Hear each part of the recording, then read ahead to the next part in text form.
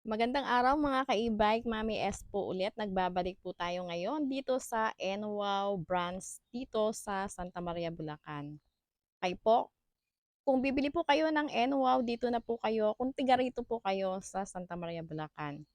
Kaya noong una nating ni-review to, wala pang bubong, wala pang baterya, kaya ngayon kukumpletuhin po natin ang pagre-review para kung sakaling bibili kayo, alam nyo na po kung paano ang paggamit. Wala na po paligoy-ligoy pa, umpisahan na po natin, Sir Kerwin, umpisahan na po natin ang pagre-review dito sa ating ERB2. Bali ito po kasi battery natin, meron po siyang lock na iwas nakaw din po. Di bali dyan na yung battery na yan sa baba Yes po, yan? dyan na po yan. Yan na yun. Yes po, yan na po. Dito pwede ka maglagay ng karga. Hindi Bali yung naman. compartment po natin, pwede naman po pero depende ma'am. Bali pag dito po kasi, prone po siya pag naulan na nabasa. Oo. Ayan ang lock niya, no? Ito po, 360 po ang ikot nito. Oo. Nangupuan natin. Once na gusto niyo po yung i-single yung unit, or sa kayo lang po magdadrive, single lang po yung magdadrive. Oo. Ipupush lang po natin pababa. Tapos, patahan lang po natin. Maglalak naman po yun.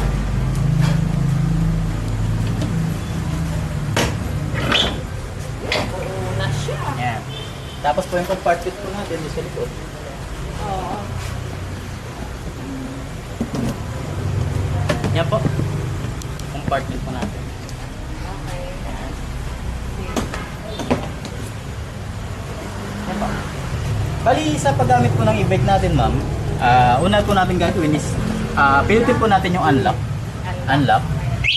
I-activate auto lock. Kasi po pag diretso susi po tayo, tapos naka-activate yung auto lock, bubukas po yung panel board, bubukas yung unit, pero hindi po siya may tutulak. Maglalak po yung sa likod na gulong.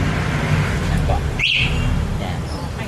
Tapos pag na-unlock po natin, pag i-open lang po natin yung unit, once na nakalagay po dyan piece for parking po yan, pipress lang po natin yung left or right na handbrake para mawala po yan. Tapos magagamit na po natin. Oo. Ayan. Yan po. Tapos,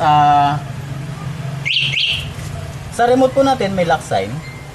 Sa lock sign naman po to activate alarm. Once na po pinindot natin yan, tapos may gumalaw po ng unit natin, mag-a-alarm po yan. Yan. Sobrang lakas po ng alarm natin. Iwas nakaw na rin po. Para deactivate po natin yung alarm, unlock po. Ayan. Sa remote po natin may napamakita po kayo yung bell sign. Sa bell sign naman po to activate finder. For finder naman po yan. Bali, kunyari po sa parking natin, tapos nakalimutan po natin kung saan siya na-park, Yan na lang. pipinitin po natin yan. Doon na po natin makikita kung nasan yung unit natin. Ayan. Tapos yung unit po natin pwedeng keyless. Ayan. Sa keyless naman po, isang pindot sa unlock, dalawang pindot po sa magkasunod sa thunder sign. Bubukas po yung panel board, bubukas po yung unit. Tapos, ganun po ulit, pipress natin yung left or right na handbrake. Yan. Aandar na po yan. Yan. Okay po.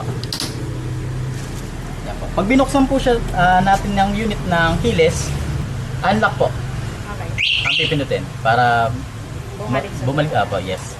Yan. Okay. Balik sa panel board naman po. Sa panel board, meron po tayong battery bar indicator, battery voltage indicator. Voltage niya 49. 49. Hanggang 49 lang. Bali, ang full charge po nito is 52 or 53. 50. Oh, okay. 52 or 53. At tapos po ang lobat po nito is 45. 45. Apo. Pag 45 po yun, 8 hours po ang charging.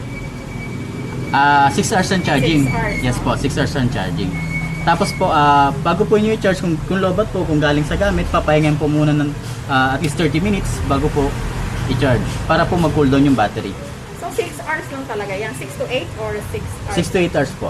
Eh, battery niya ilang ano? 48 volts, 20 amperes naman po. Speedometer po natin, ito po sa gitna. Oo. Speedometer. Dito po makikita kung gaano na po kabilis yung unit natin, yung takbo natin. Hanggang ilan? Ito po is 27. 27. 27 kilometers per hour. Bali yung bilis po niya bumagal dahil po yung frame Ay, oo nga. ng body. Anong Bilis pinaka nga roof pala, set po oo. niya. Tapos po, yung signal po, may indicator naman din po. Left and right, naka-hazard po tayo. Okay. Hazard. Nasaan ang hazard? Hazard po. Ito. Yan. Okay. For emergency purpose po ang hazard natin. Okay. Tapos po, yun. Pag nakita nyo po itong sign na to, ito po yung naka-handbrake tayo, or ito po yung brake sensor. Oo, okay. Yan po yung sensor natin. Tapos, dito po makita yung speed selector, speed 1, speed 2, speed 3. Yan. Nakikita na agad Yes dyan. po, makikita po dyan. Maganda. Kaya hindi po kayo malalaman nyo kaagad kung anong gear na po kayo. Tapos po, kilometers of travel, kung gaano na po kalayo yung tinakbo nyo. Oo. Kunyari po, estimatein nyo yung layo nyo, pero dito po makikita nyo. Dito hanggang Walter, dito nyo makikita. Kung gaano po kalayo. Yan po. Yan po. Bali, sa kanan po natin, dito po yung handbrake, pangarap. Sa harapan po. Bali, accelerator po natin, konting piga, konting andar. Once na binigla nyo po yung piga, yung takbo po niyan is mabilis. Pasok ng kuryente. Okay. Tapos, park light, Park. sa likod po yan. Dito. Yan po, park light. Yan, below na. Okay. Yan. Tapos, headlight sa harapan. Headlight. Eto, dito saan po ba? Headlight po. Headlight. Headlight. Dito. Opo, yan. Headlight. Okay. Tapos po, high. Ano yan? High po. Sige nga, high and low. Ito po. Oo. Makita rin. Nakikita. Po. Tapos, kunyari po, yung unit po binuksan nyo, tapos hindi nyo po siya, kunyari, nasa traffic kayo, nasa traffic. Pag hindi po siya, nagagamit or ina-accelerate, lumalabas po yung P, ibig sabihin po parking. Ganun po ulit, i-press nyo po yung handbrake para po ma-release yung sa parking. Tapos, kaliwa naman po, ito po yung combination switch. Dito po yung reverse, tsaka Yung forward. Yes po, yan. Tapos ito po, pag sa taas naman po is reverse. Tapos po sa baba, forward. Tapos signal light, left. Yan po. May indicator din po sa panel board. Tapos right. Yan. Tapos po busina. Malakas po ang busina. Yan. Bali sa brake po natin, kung hindi po kayo sanay ng handbrake, meron po tayong foot brake. Yan. Isa lang naman din po yung function niya. Sa likod lang din po. Paala ba? wiper. Okay, habang inaayos yung wiper, sana makahabol kayo sa kanilang promo na 38,000. So, kung kukuha naman kayo ng hulugan, ang down payment ay nag-uumpisa sa 10,000, 15,000, and 20,000. Pag 10,000 ang down payment nyo, 6 months naman ay ang monthly niya ay 6,350. Ang 12 months naman ay 3,500 at ang 18 months ay 2,550. Ang 15,000 down payment naman, ang 6 months ay 5,350, ang 12 months ay 2,950 at ang 18 months ay 2,150. So kung magda-down kayo ng malaki, 20,000, ang monthly naman sa 6 months ay 4,400, ang 12 months naman ay 2,450 at ang 12 months ay 1,750. Sana po ay makahabol po tayo sa 38,800 na promo ng NWOW. Dito na po kayo pumunta sa NWOW Santa Maria, Bulacan para po makapili po kayo kung alin po ang gusto nyo dito. Marami pong silang stock. Di po tayo mauubusan ng stock dyan. Kung sakasakali po na napanood po ninyo dito sa aking channel, etong paliwanag dito sa NWOW ERB2 o maglalambing po tayo sa mga sir at ma'am dyan sa NWOW. Tara na po dito sa NWOW Santa Maria, lalo na po ngayon malapit na po ang pasukan ng mga bata. Yung iba nga po pala ay pumapasok na.